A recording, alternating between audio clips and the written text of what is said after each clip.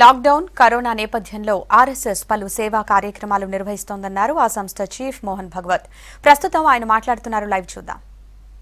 आके पूछा क्या करे, काम अभी बंद करे कि 5 बजे तक करे और बाद में छोड़े। तो उसने कहा आपने पैसे लिए हैं तो 5 बजे तक काम करो। उन्होंने 5 बजे तक खुदाई की, 3 फीट और खोदा, उसमें जो नमूने मिले उसमें मैंगनीज मिल गया और कंगाल बना हुआ वो आदमी मैंगनीज की खदानों का मालिक, बाद में एक रेलवे कंपनी का मालिक, ऐसा सब कुछ बन गया। फिर से उसका जीवन बन गया। उसने लेख लिखा, वो मैंने पढ़ा, रीडर्स डाइजेस्ट में आया था। कहानी अमेरिका की है, लेकिन उसका शीर्षक था difference between the success and failure is 3 feet. 3 feet के अंतर के लिए अपना सातत्य खदान मालिकों ने छोड़ दिया तो वंचित रह गए, और 3 फीट और खोदने का दम इसने दिखाया तो इसको वैभव मिल गया। इसलिए ऐसा सातत्य अपने प्रयासों में चलना चाहिए, ऊबना नहीं चाहिए, थकना नहीं चाहिए, करते रहना चाहिए। सबके लिए करना है, इसमें कोई भेद नहीं है। जो जो इसके पीड़ित है वो हमारे अपने हैं। भारत ने तो जिन दवाइयों के और निर्यात पर बंदी लगाई थी, दुनिया के हित के लिए उसको हटाकर थोड़ा बहुत अपने तरफ नुकसान लेकर भी दवाइयां भेजी है। जो मांगेंगे उसको देंगे, क्योंकि यह हमारा स्वभाव है। हम मनुष्यों में भेद नहीं करते और ऐसे प्रसंगों में तो बिल्कुल नहीं करते। सब अपने हैं। जो जो जिसकी जिसकी आवश्यकता है उन सब की सेवा, जितनी अपनी शक्ति है उतनी सेवा करनी है। और ये सेवा करते समय कोई स्पर्धा तो है नहीं। अपनी कीर्ति फहराने के लिए दुनिया भर में हम काम नहीं कर रहे। इसलिए जो इस काम में लगे उन सबको साथ लेकर, उन सबके साथ रहकर काम करना है, सामूहिकता से काम करना है। इस प्रकार से हम सेवा करेंगे। लोगों को जो बताना है वो बताएंगे, लोगों से जो करवाना है वो करेंगे। आधार उसका होगा अपनत्व की भावना, स्नेह, प्रेम, वो अपने व्यवहार में दिखना चाहिए। काम अच्छा होना चाहिए। सेवा का काम है, उपकार तो है नहीं। हम अपने लोगों का काम कर रहे हैं, इसलिए वो उत्तम होना चाहिए, प्रेम से होना चाहिए। हनुमान जी के कार्य के बारे में ऐसा वाल्मीकि रामायण में कहा गया है। देवों ने उनकी स्तुति की एक प्रसंग पर, तब 4 उनके विशिष्टों का उल्लेख किया।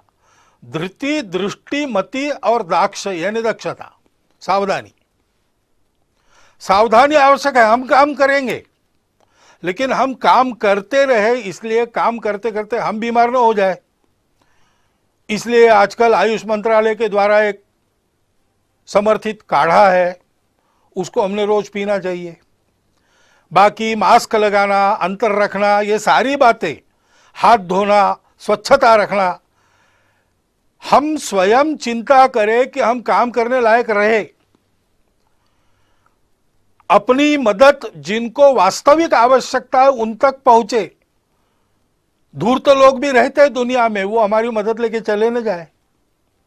इसलिए बहुत सावधानी पूर्वक, सजगता से काम करना पड़ेगा। कोई छूट न जाए, जिसको आवश्यक है उन सबके पास मदद पहुंचे, ऐसा काम करना पड़ेगा। बुद्धि ठीक रखनी पड़ेगी, किसको किस बात की आवश्यकता है। सामान्य सूचनाएं सबके लिए, लेकिन कुछ विशेष रहती है, उसमें उस प्रकार की राहत मिले ऐसा प्रयत्न करना पड़ता है। और इसलिए लीक में चलते हुए भी लीक का विचार कर चलना पड़ता है। अनुशासन में चलते हुए भी अनुशासन इतना लचीला होना पड़ता है कि अपने सेवा के दायरे में, सेवा के लाभ लेने वालों में सब आवश्यकता जिनको है ऐसे लोग आ जाए। फिर दृष्टि की बात है। हम ये सब बताएंगे, ये सब करवाएंगे तो आदतें भी लोगों के ठीक रहे। आदतें ठीक न रखने के कारण भी ये बीमारियां आती है। तो ये अनुभव लोग ले रहे हैं, अब उनकी मनोभूमिका तैयार है तो हमने अच्छाई का प्रचार प्रसार भी लगे हाथ करते रहना चाहिए। ये केवल कार्यक्रम नहीं है, इसमें से हम लोगों के जीवन को सुरक्षित कर रहे हैं और लोगों के जीवन को गढ़ भी रहे हैं। अपने पवित्र समाज का संरक्षण और सर्वांगीण उन्नति, ये हमारी प्रतिज्ञा है और इसलिए उस दृष्टि को ध्यान में काम करना है और धैर्य रखना है। कितने दिन ऐसा करके नहीं होगा, जब तक पूरा नहीं होता तब तक करते रहना है, सतत करना है।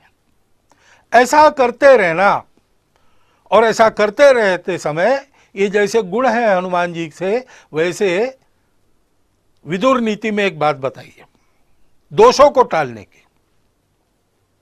षट दोषा पुरुषेणेह हातव्याम भूतिमिच्छताम।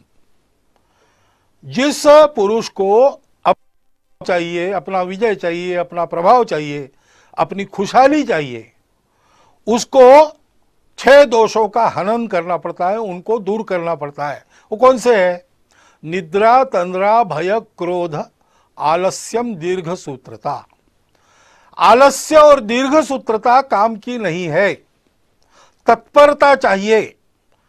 जब उपस्थित भारत का इस के दौर में काम बहुत अच्छा हो रहा है, इसका पहला कारण है कि तत्परता पूर्वक सारी उपाय योजनाएं यहाँ के शासन प्रशासन ने लागू की और उतने ही तत्परता पूर्वक समाज के एक बहुत बड़े अंश ने उसको अमल में लाया। तो आलस्य नहीं किया, दीर्घ सूत्रता नहीं दिखाई, इसको ध्यान में रखना चाहिए।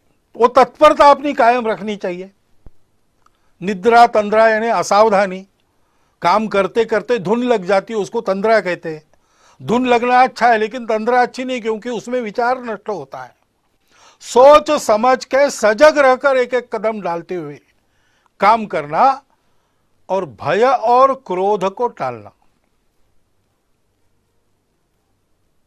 लोगों को भय लगता है कि हमको क्वारंटाइन में डाल ले, तो छुपने का प्रयास करते हैं।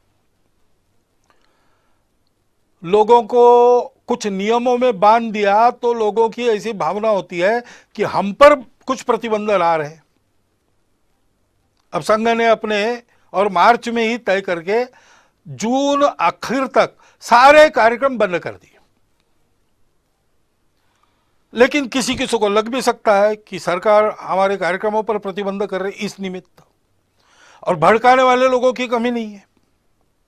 उसके कारण क्रोध पैदा होता है, क्रोध के कारण अविवेक होता है, फिर अतिवादी कृत्य होते हैं। हम जानते हैं कि इसका लाभ लेने वाली ताकत है और वो प्रयासरत है। जिस प्रकार इस कोरोना के बीमारी का फैलाव अपने देश में हुआ है, उसमें एक कारण यह भी है। परंतु 2 बातें ध्यान में रखनी चाहिए। जैसे इन सब का पालन सकारात्मक भाव से करना, इस पर क्रोध नहीं करना, इससे डर नहीं मन में रखना, वैसे अगर किसी ने भयवश या क्रोधवश कुछ उल्टा सीधा कर दिया तो उस सारे समूह को ही एक माप में लपेटकर उससे दूरी बनाना। सर्वत्र दोष रखने वाले लोग होते हैं, सामान्य लोगों के मन में कुछ आ सकता है। सामान्य लोगों ने सबने ये खबरदारी लेनी चाहिए कि ये अपने देश का विषय है, देश हित का विषय है, इसमें हमारी भूमिका सहयोग की ही होगी, कभी भी विरोध की नहीं होगी। मन में किंतु परंतु है, उसका द्वेष क्रोध को भड़काने वाले लोग हैं, उनके खेल चल रहे हैं। स्वार्थ के कारण होंगे, ऐसे कुविचार रखने के कारण बहुत सारे लोग ऐसा प्रयास करते हैं, राजनीति भी बीच में आ जाती है। ये जिनको करना है, जिनका चलता है उनको चलता रहे, इससे बचना। ये लोग अपना कुछ बिगाड़ न ले, इतनी सावधानी और इतना बल सजग जागृत रखना। लेकिन हमारे मन में इसके कारण प्रतिक्रियावश कोई खुन्नस होनी नहीं चाहिए। भारत का 130 करोड़ का समाज भारत माता का पुत्र है, अपना बंधु है। इस बात को ध्यान में रखना चाहिए। भय और क्रोध दोनों तरफ से नहीं करना चाहिए। और जो जो अपने अपने समूह के समझदार लोग हैं, नेतृत्व करने वाले लोग हैं, उन्होंने इससे अपने समूह को बचाना चाहिए। और ऐसे भय या क्रोधवश होने वाले कृत्यों में हम लोग नहीं है, हम लोगों को नहीं रहना चाहिए, ये अपने अपने समाज को सिखाना चाहिए। ऐसा नहीं करते तो क्या होता है, भारत के समाज को अतिशय वंद्य ऐसे 2 सन्यासियों की हत्या महाराष्ट्र में हुई। अब उसको लेके बयानबाजी वगैरह चलती है, उसको एक बाजू रख दिया जाए, परंतु यह कृत्य होना चाहिए क्या? कानून व्यवस्था को हाथ में लेना।